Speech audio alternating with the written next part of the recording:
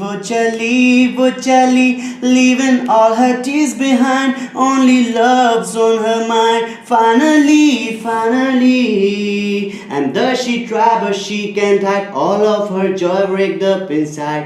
I can't wait to reveal and tell me how she feel. Well, this time it feels so right. There be no more lonesome nights. Good times are here to stay. Love will shine on every day. वो चली, she's found her love that's real. Now her wounded heart is healed. Finally. क्या बात है, बहुत बढ़िया। देखा आपने, भरतपुर कोई छोरा अंग्रेज है वो। ये है तपन शर्मा, जो भरतपुर शहर में रहते हैं। ऐसा काम करे जो मान बड़े बर्बाद।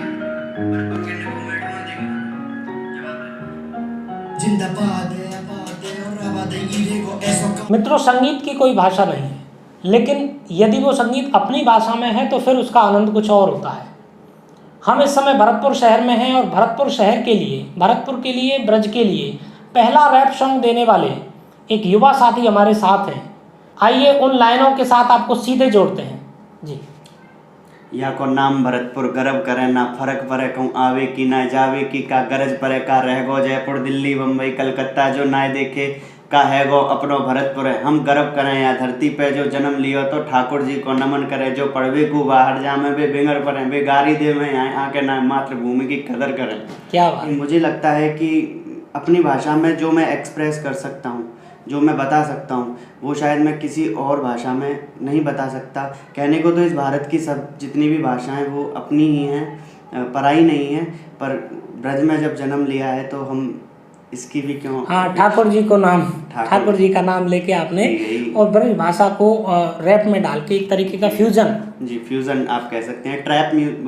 ये रैप म्यूजिक होता है। जैसे मैंने ब्रज के लिए पहले एक रैप सॉन्ग लिखा था, तो मैं अभी भी एक रैप सॉन्ग जल्दी ही। अच्छा, दूसरे वाला। हाँ, तो 10-5 दिन में वो गाना लोगों के सामने आ जाएगा, ब्रज भाषा का। तो इफ यू डोंट माइंड 2-3 लाइनें उसकी आप डिस्क्लोज कर सकें हमारे सामने, तो वो सुनाइए उसकी। देखिए, बिल्कुल आप कह रहे हैं तो करना पड़ेगा। वैसे जो क्लाइंट्स के जितने प्रोजेक्ट होते हैं सब बिल्कुल रखना पड़ता है।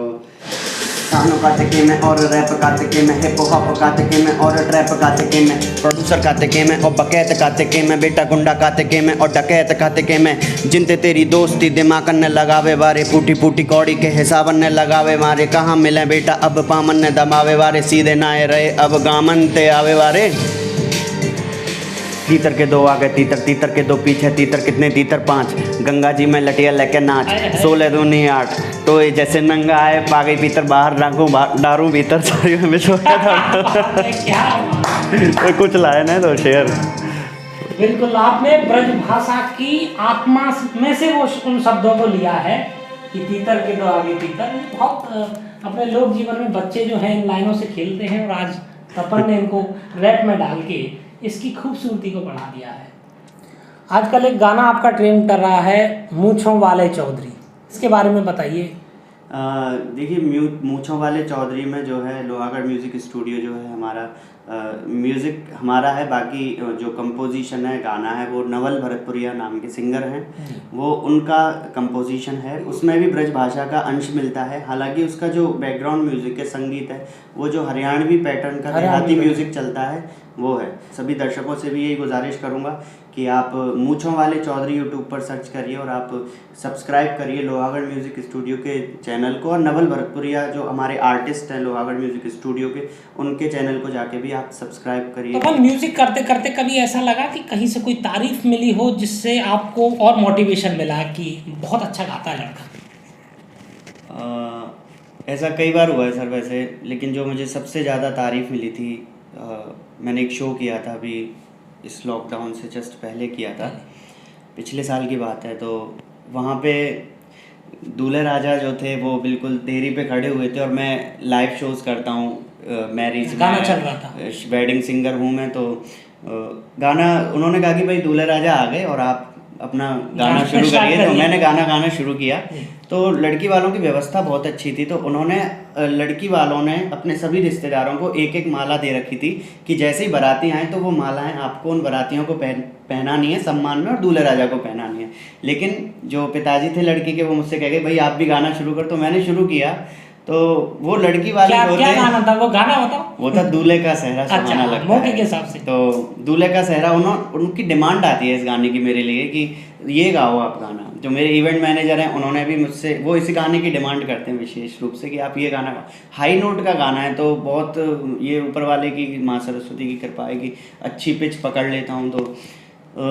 तो क्या हुआ था वहाँ पे कि लड़की वालों को जो माला दी गई थी कि बारातियों को पहनानी है, तो गाना सुनते ही उन्होंने मुझे वो मालाएं पहनाना शुरू कर दिया। और वहाँ पर इतनी भीड़ लग गई कि मामला आउट ऑफ कंट्रोल होने लग गया। क्या बात? भीड़ ज़्यादा जमा हो गई, क्योंकि एक तो खुद घर वालों ने सभी मालाएं पहना दी।